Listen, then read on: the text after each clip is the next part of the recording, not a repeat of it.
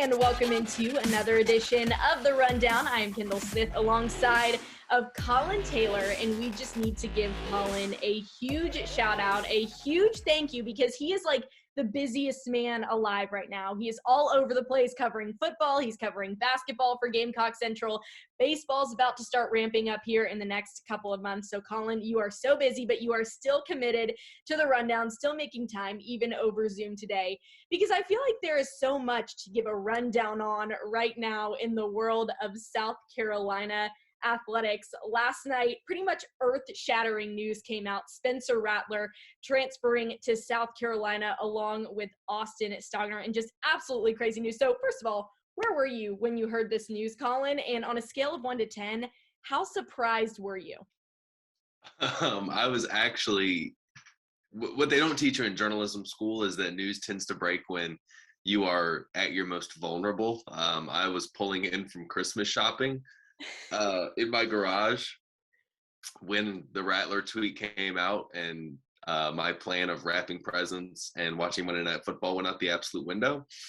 On a 1 to 10, I'll probably say a 6, just because you kind of got the sense that there was some traction there as things went on, and South Carolina continued to show interest, and Rattler continued to show interest along with Stogner. So, but for the timing of it, 2 days before the National Signing Day starts, the early signing period, to happen like that on a day where South Carolina got not 1, not 2, not 3, but 4 commitments, with Rattler and Stogner being 2 of those.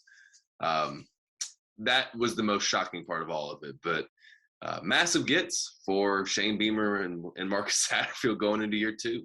You talk about them not teaching you in journalism school how to prepare for breaking news coming at really inconvenient times, and that is so true.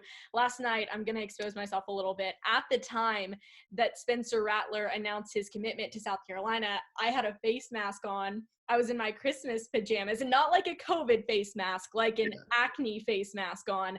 I was in my Christmas pajamas, just like lounging, relaxing, about to enjoy a peaceful night.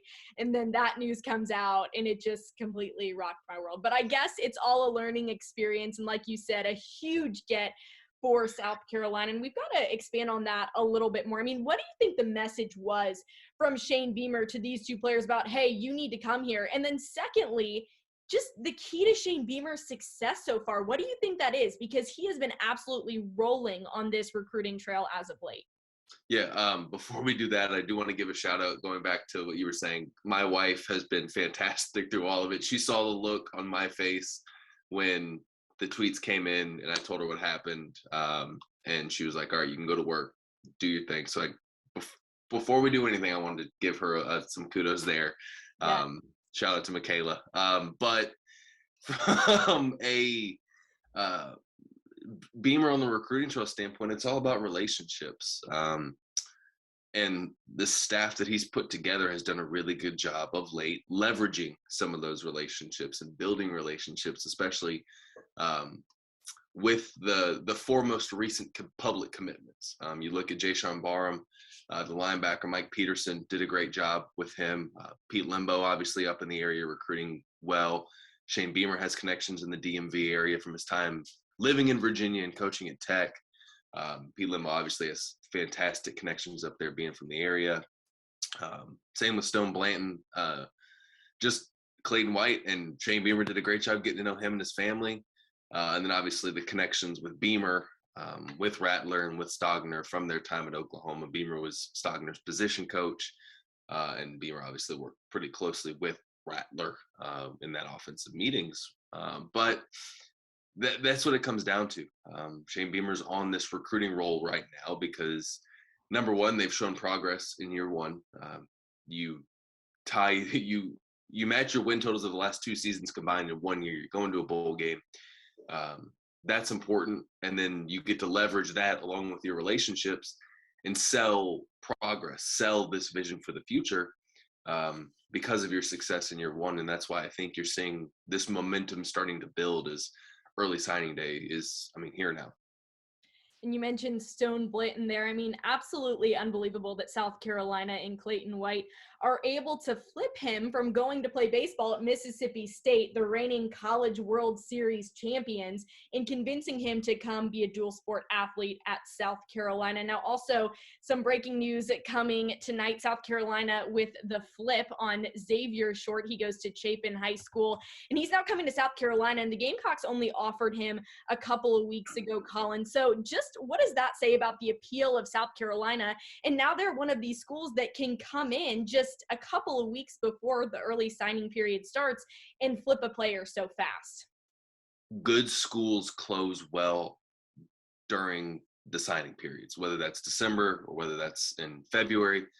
Good schools with good staffs in recruiting especially close well. Get the guys that were number one or number two or number three on their board. South Carolina got two of their best linebackers on their board.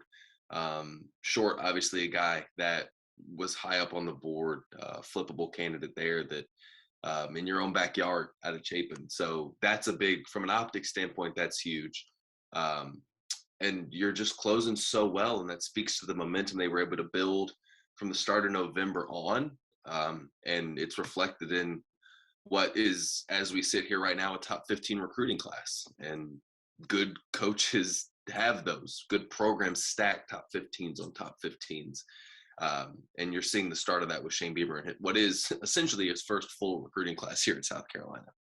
Well, enough talk about recruiting for right now on the rundown. We've got to finish off the show talking a little bit about men's basketball, because that is your bread and butter. It is what you're constantly covering, that along with baseball, along with football, along with literally everything at Gamecock Central. And also shout out to Michaela too, because she really is the best. She works at the journalism school where I go to school, and she's awesome. She lets me come into her office. We always talk about Collyn and how he's not any good things.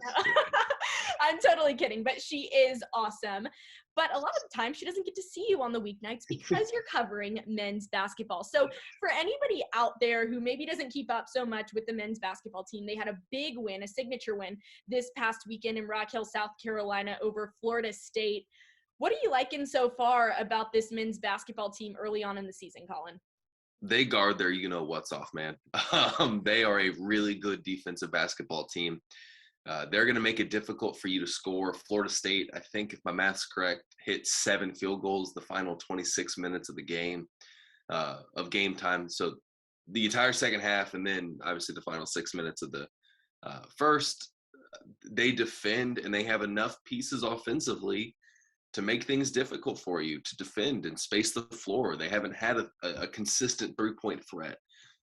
James Reese has given that to them.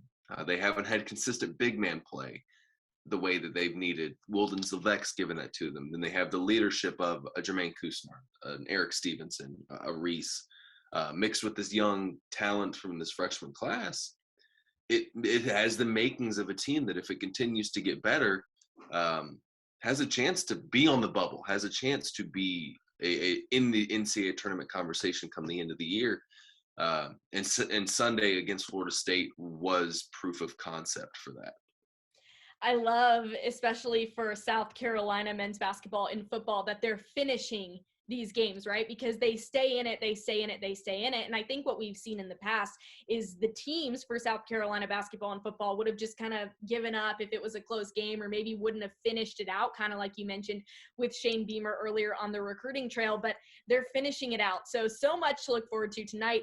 Men's basketball playing against Allen at 7 o'clock at Colonial Life Arena. If you want to stay up to date on everything with the men's basketball team, Collyn Taylor is your guy. He's your guy for pretty much everything. Recruiting, we've got Chris, we've got Wes, Mike Yuva on the team now. Michael Saul's got to give a shout out to him. Literally everybody on the GC staff. We are working very hard to make sure that everybody in Gamecock Nation is kept up to date with everything you need to know in Gamecock athletics. But Collyn, thank you so much for joining me on the rundown. I can't wait to do it again in person for the Duke's Mayo Bowl on December 30th, 11:30 a.m. in Charlotte, North Carolina. Shane Beamer said there's zero reason to not come out to the game, especially based off of what's happened the last couple of times with South Carolina playing at Bank of America Stadium. It's a new team. He said this team has zero to do with that. So if you haven't got your tickets yet, 11:30, December 30th against UNC in the Dukes Mayo Bowl. But I am Kendall Smith. He is Collyn Taylor. This is The Rundown on GamecockCentral.com. Thank you so much, everybody, for tuning in.